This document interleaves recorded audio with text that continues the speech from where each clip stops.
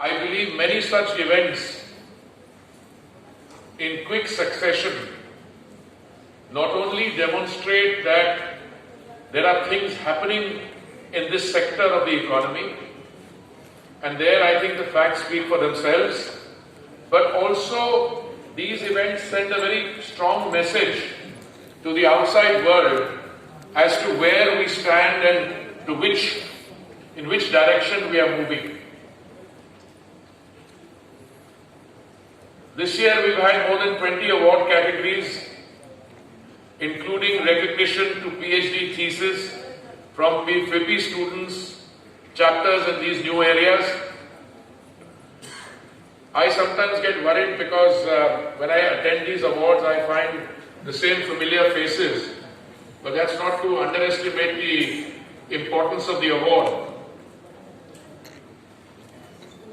Not only within the country but outside, there are a handful of people who are prominent and significant players. If you take the OMCs, you take the private sector domestically, you take the private sector internationally, you can count them on your fingertips. But I think these awards have already established not only a very high credibility, but they are vetted by a jury committee which involves ex-CMDs of the oil and gas industry, but eminent people, scientists like Dr. Anil Kakotkar, Dr. Mashelkar and others. So I want to start by congratulating all the award winners. Some of them have won multiple awards, but to each one of you, my heartiest congratulations. I also want to take this opportunity to welcome the new chairperson of the Petroleum and Natural Gas Regulatory Board, Mr. Jain. I believe most of you know him because he has served in different capacities in this sector, and I'm very happy that he's there because I think the regulator has a very important role to play, both to encourage and facilitate, and also, if you permit, if I may be allowed to use the term, to sometimes, can I use the word discipline? Huh? I think that term is justified because along with encouragement and facilitation also goes an element of that. So I wish you a very successful tenure. As things stand today, we are the third largest consumer of crude and petroleum products in the world and the second largest refiner after China in Asia. No matter which yardstick you use to measure progress, I think India is gravitating towards a new arena of development. One thing that no one has any doubt on, any economy which shows a robust and growing robustness in offtake of energy means the economy is doing well. Conversely, when large economies which are known to have an appetite for different forms of energy, when their economic activity is, let's say, not at pre-COVID levels, you equally can draw the inference that there are worrying signs in terms of the overall global situation. A 7.2% economic growth in the fiscal year 22-23 indicates resilience in our economy despite multiple global headwinds. It is not my intention here to spend any time on those. I have an interaction with my favorite people in the city whom I call the fire brigade, my friends in the press. Each one of them I think has comments to make. I like interacting with them because very often I attend those events to learn from them as to what they're saying. They are, sometimes they speculate, sometimes they have theories, sometimes conspiracy theories, and I'm always the gainer when I listen to them. I think the important takeaways as far as I am concerned, and I haven't completed 2 years in this job, is that we have been reasonably successful. I choose my words carefully. Reasonably successful in ensuring that there has been no major problem insofar as availability is concerned. We have also, by and large, managed, thanks to my friends in the OMCs, thanks to other stakeholders, bold decisions by the Honorable Prime Minister to reduce excise. I'm thanking the OMCs because they're good corporate citizens. And we've been able to ensure affordability as well. But I think some of the greatest satisfaction I draw, because you can turn around and say availability and affordability are imperatives of a democratic process. So if you are sensitive to your political imperatives, you have to make sure that there is availability and affordability. In fact, you choose to ignore those at your own peril. But I think what gives me a tremendous amount of satisfaction is that the sustainability or the green transition is also something that we are doing extremely well. This evening I took a review meeting on the progress of the green hydrogen mission, both with our OMCs and the private sector. And I think today, this was the third meeting. And I can tell you, we catalog whatever is the, let's say, the ask. Some of the things which were said in the first meeting, I'm very happy to report there has been delivery already. And these meetings have been when? November last year to February and this year. So when we periodically review that, I am 100% sure that the green hydrogen mission in India, for a variety of reasons, is bound to succeed. The same is the story with biofuels. On the ethanol front, diversification of feed, going into second generation, third generation, and I think the progress that we are on the eve of making on biomass is also very encouraging. Our net zero carbon commitment by 2070 is a given. We are one of the few major economies in the world on course to achieve its Paris ambitions. And I checked on this particularly today because, when we talk about commitments, I think one point on which we have drawn great satisfaction is that the Government of India doesn't make commitments lightly. When we say something, we have every intention of pursuing all necessary actions to meet those.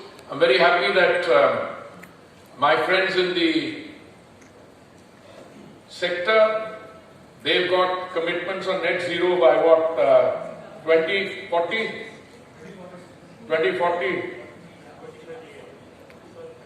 2038. So anybody else who wants to raise their hand and say you'll do it even faster, you always have a cheering supporter in your minister. But all in all, if you look at what is happening in the country, the efforts being made to move from 252 million metric tons per annum refining capacity to 400 million or 450 million metric tons per annum refining capacity, yes, I agonize that we are moving in that direction. I would like to see some of those actions taking place faster. Maybe the success lies in the fact that you should not be looking at one large 60 million metric tons, look at 20 into 3. But those are things that we will work towards, and I think we are making progress in that direction. Recently, in a major policy reform giving fresh impetus to the gas sector, the Cabinet has approved a series of critical gas pricing reforms. This makes it possible for us, and we are following a new system whereby we monitor the changes on a more real-time basis. The earlier system, which had us dependent on 4 hubs, 2 of them are in some respects non-functional, and the data came in every 6 months, so our decisions were in a sense 1 year late. Now we are able to do this on a monthly basis, and of course, with recent developments, I think that decision, as we find out, has stood us well. The government, as I have stated often enough, has 4 planks: diversification of supplies, increase of alternate energy sources like biofuels, ethanol, CBG and Surya Nutan, increased E&P footprint, energy targets through electric vehicles and hydrogen. India has one of the largest synchronous grids in the world, capable of handling intermittent renewable energy, and we have achieved one nation, one grid, one frequency. We have also, taking advantage of our G20 presidency, launched a global alliance on biofuels along with US and Brazil, which we need to formalize now and invite others to join. The energy transition, with its requirement of combining disruption and scale, will only be truly successful when all stakeholders, big and small, collaborate to complement each other's strengths. And I can say with great degree of confidence that I see that now in evidence. The very fact that private sector companies come to us and say, well, we are making long-term plans for green energy, but we are 100% sure that 5 years from now the prices come down. So how do we work out business models which have stability, predictability, and don't result in us undertaking higher capital costs only to... So we can have a healthy discussion on that. Equally, I am very encouraged when today everyone, earlier I only had one of my colleagues in the OMCs tell me कि 20% पे क्यों रुकते हो आप ethanol पे, and then I used to worry. I said, first of all, will we be able to have more than 20%? Will we get the supplies? That's the first thing. I've lived through an era when we had a desire to have 5% blending in 10 states. We couldn't do it. We were at 1.4%. But I see positive signs all around. Today, I think no one as in anyone thinks that we need to stop at 20%. If the constraint earlier was to stop at 20% because the automobiles that we were using perhaps could only take a mixture of blending up to 20% because otherwise you need components change. But today we are well past that. The new models coming in are already E85. And we already have ethanol, I think E20 blend being sold at about 100 bunks in the country already. 600? When did that happen? Okay, good. I'm very happy if it's going up. So this is what I like. I mean, if 100 say we've gone to 600, which means there's much larger attraction towards it and it will become commonplace. Already we brought the target for 20% blending down from 2030 to 2025. And I'm delighted. When we did 10% blending, we saved 41,000 crores on imports. On 20% blending, depending on the price, it will be, if the prices are akin to that, close to 100,000 crores. But one of our OMCs the other day got me to welcome a flight which used 1% sustainable aviation fuel. And I've been encouraging my colleague, Mr. Jain, to make 1%, or at least recommend that we have 1% sustainable aviation fuel as a norm. And if you do that, you need what? 14 crore liters of ethanol. You work out the sum. 14 crore liters additional ethanol means how much of boost to the agricultural sector, where? So, ladies and gentlemen, congratulations to the award winners, and my message to all the others is, we have a very good story to tell. And I think with the kind of collaboration I'm seeing from all the stakeholders, private sector, OMCs, our other stakeholders, I think the journey we have is going to be very positive. I'm going to conclude on a slightly lighter note and request the press not to overplay this one. When my distinguished colleague, the Commerce and Industry Minister, set targets for exports some time ago, I think how many months? 6 months ago, 8 months ago, when we were starting. So the target is set for the exports in this sector. I actually reacted and I said, isn't this too high?